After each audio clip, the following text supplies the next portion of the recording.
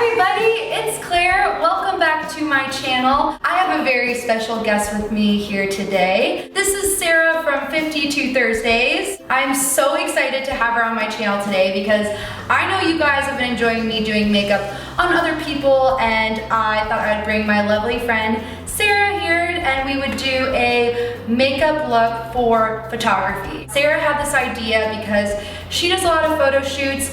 I've done some photo shoots before, and it's such a great thing to learn, especially if you're going for school pictures or if you know you're gonna be photographed for a wedding, anything like that. We thought we'd break down some tips and give some product recommendations for you guys in this video. So I hope you guys enjoy it. First, for Sarah, we're gonna start out with her skin, which is probably the most important part when it comes to makeup for photography. We wanna avoid SPF and also avoid shine. I'm gonna take a hydrating moisturizer by L'Oreal Paris, and it's from their Revitalift line. It's kind of this intense injection style serum. Yeah, exactly. Drugstore Botox right there. CoverFX Illuminating Primer, and these both do not have SPF in it, and I'm choosing that for a reason because SPF is gonna give the illusion of a white ghost face, which I'm sure some of us have had in the past, and so that is usually because of the SPF bouncing back the light from the camera. I'm gonna place this all over her skin, and it's gonna soak into her pores and create a nice even canvas. And when you're under the hot lights, maybe doing a photo shoot like Sarah does a lot, or if you're gonna be out shooting outside, this is gonna help keep the makeup lasting all day long. Next, I'm taking another CoverFX product. We are both huge CoverFX fanatics. I am taking their new custom cover drops. You can kind of build the coverage that you want for photography. I find in photography you always go a little more than you think. This is really nice, and again, doesn't have SPF in it. And we really want to make sure her neck and face blend so that there's no line, especially for the photos.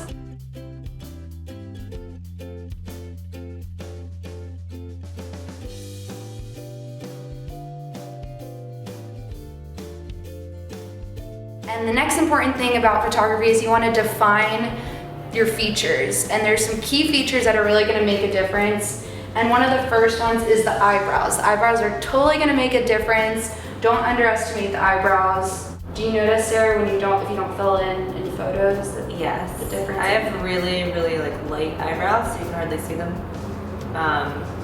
And so filling them in is definitely helpful. Looks like I have eyebrows. Okay. Now we're gonna take a couple of matte eyeshadows. I think mattes are the way to go when it comes to eyeshadow color choices, because if you have too much shimmer, it's gonna reflect on camera. We want to contour the eye, and the best way to do that is with matte shade. I love starting with a medium tone. Just want to put that through the eye socket.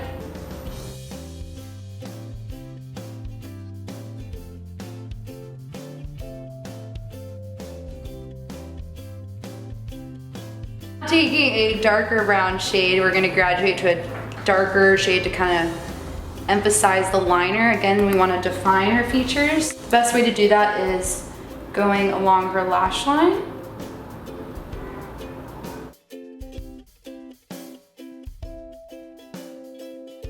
Take a very black eyeliner to define the upper eyelids. I'm using Tarte's gel liner and a fine pencil brush.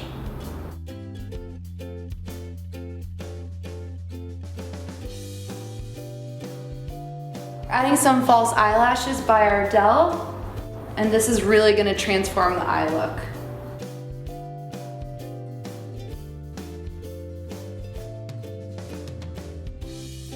Now we're going to continue with the rest of her face, and we're going to move on to concealer, and I'm taking the Makeup Forever concealer palette. I'm actually going to take this salmony tone to focus underneath her eyes.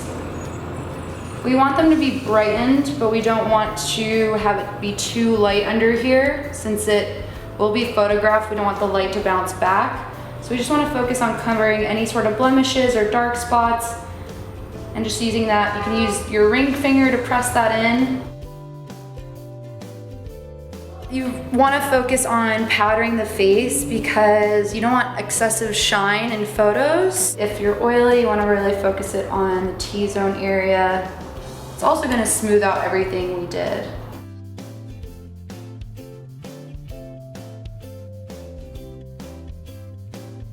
Now my favorite part is the contour, and this is gonna be helpful in photos because we're gonna bring life back to the face. We wanna just frame it by going on the forehead, down the slopes of the cheeks, and pretty much just mimicking what the sun would do if we got a tan.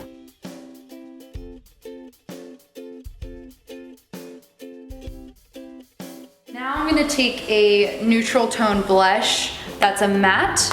Again, we're avoiding shine. Just wanna smile and focus on the apples of the cheeks. And don't be afraid to go a little heavier than you normally do, because again, it fades. So lip liner is gonna be a really important step. We wanna fill our lips in with it. That's actually my favorite trick to do for doing the lips because it creates a base, makes it long lasting, and it actually brings forward the color really nicely. And it's just a couple shades darker than her natural lip. And that's really kind of a great way to find a color for you, is just going a few shades darker than your natural lip color. And then I'm gonna take Modesty, one of my all-time favorite lipstick colors to especially use for photography. A lot of pigmentation, and again is a couple shades deeper than her skin tone. This is gonna complete our look for makeup for photography. Sarah, you ready to see your look? I'm so ready.